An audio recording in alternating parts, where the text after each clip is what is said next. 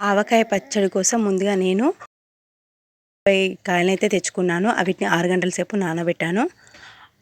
ఈ తడి లేకుండా తూడ్చి ముక్కలుగా కట్ చేసి పక్కకు పెట్టేశాను. తర్వాత తాలింపు చల్లారాలి కాబట్టి ముందుగానే కిలో మీద 3 పావు కిలోలు నట్ గోల్డ్ ఆయిల్ని అయితే వేశాను. అందులో పిడికెడు జీలకర్ర,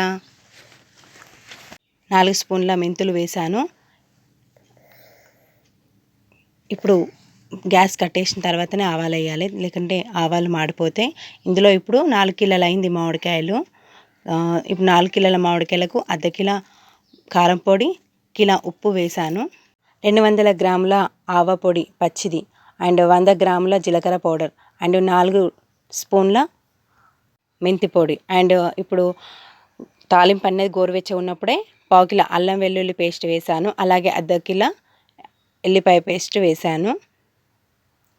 ఇది గోరువెచ్చ ఉన్నప్పుడే కలపాలి. మొత్తం ఈ విధంగా అయిన తర్వాత అండ్ కలిపెట్టుకున్న పౌడర్లు అన్నిట్లలో ఈ ఆయిల్ని వేయాలి.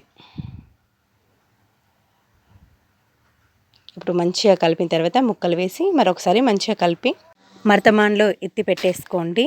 తర్వాత 3 రోజుల తర్వాత అబ్బబ్బబ్బబ్బా చాలా అంటే చాలా బాగుంటుంది.